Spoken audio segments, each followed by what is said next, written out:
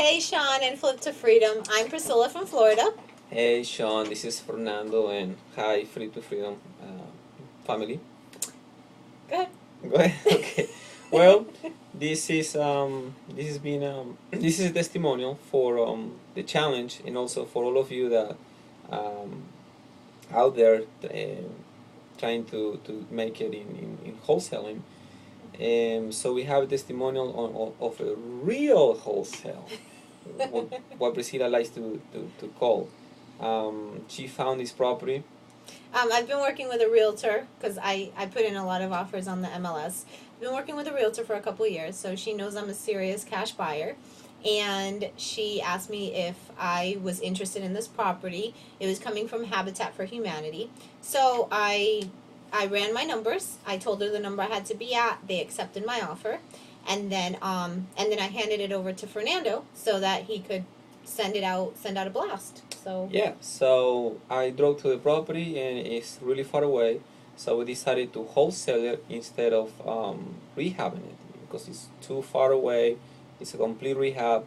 So what I did, I just sent one blast, 3 emails, 3 people, 3 wholesalers. And I told them, if you bring a buyer, we go 50-50. So we learned from you that the importance of networking. And if you don't have a cash buyer list, that you can use another wholesaler's cash buyer list.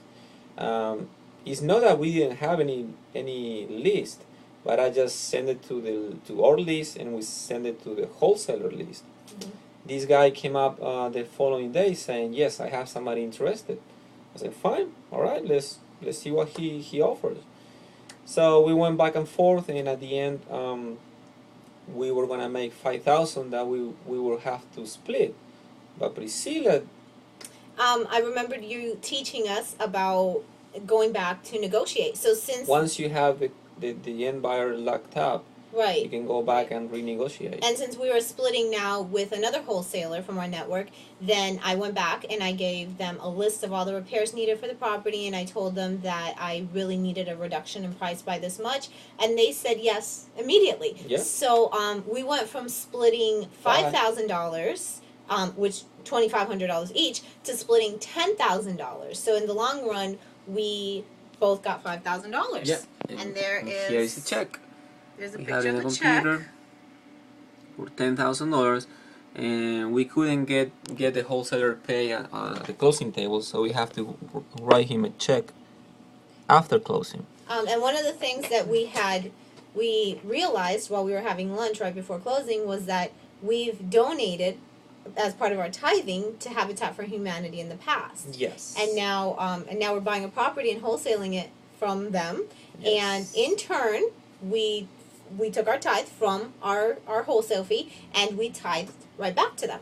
So again, the concept that you touch on so much of giving back, of tithing, and Yes. that we have found that has been an amazing part of our journey. And immediately after we tithed this, the next day we got an offer on one of the other properties that we're rehabbing. Yes. So But before we tell you about that one, I want to give you an update on our previous entry that we were discussing with Priscilla. That was a lease option that we bought, and then we found a tenant buyer, and so we got paid when we purchased, and then we just got paid again after closing with a tenant buyer, and we're gonna get paid at the end when we get cash out. So if you guys remember, we were having the discussion that it is a wholesale or it's not a wholesale. Well, here is the check again. When we purchased the property, we got $9,700 that but $1,000 in escrow, so $8,700 that we got to keep in our pocket. And then the buyer sends a wire for $5,000 as a deposit, and a month later, 45 days it took for this property to close. We received the remaining balance by the title company for $5,500. So in reality, we got to keep the buyer sent $10,000 plus $1,000 rent, $11,000 minus $500 for the lawyer fees. lawyer fees, closing costs, and we have to send our lender 20% of that. So we got to keep 7,500 plus the 8,700. So it's about 16,000 that we're making. And that property came from one of your strategies where you talk about HUD. I have talked about HUD in the past. I absolutely love HUD. And this particular property, I got accepted one day, and I got the email from my realtor as we're having pizza, and I did not even remember putting in an offer on this. But it's like you talked about But you again. put a backup offer, and then every day. Well, it's like you talked about at the seminar. You Yes. sit there watching TV and you're putting in offers. You don't really pay attention to the properties you're putting offers on. So Yes. boom, all of a sudden, I get this property accepted from HUD. So and we didn't wholesale that when we put it into our lease But option we could have program. wholesaled it and made $8,000, but we decided to Right. purchase it using hard money, and then we pocket 8,700.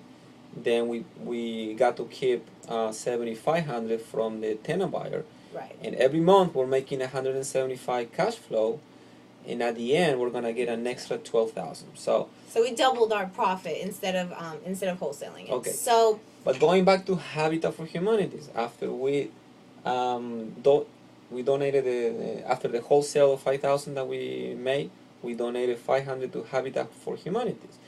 The following day, we got an offer on one of the properties that we just finished rehabbing, and we got it accepted. So how long it took for that one? 3 weeks. it took 3 weeks for that one to close. That property I actually acquired through a bandit sign.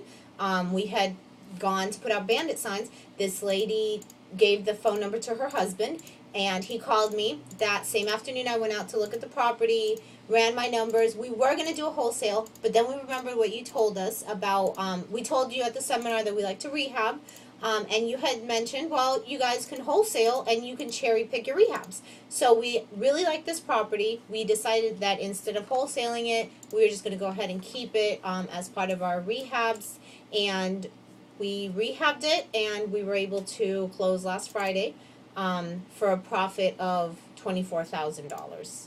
Let's see if Fernando can find the check so that he can show it to you. Okay, well, this is what I found.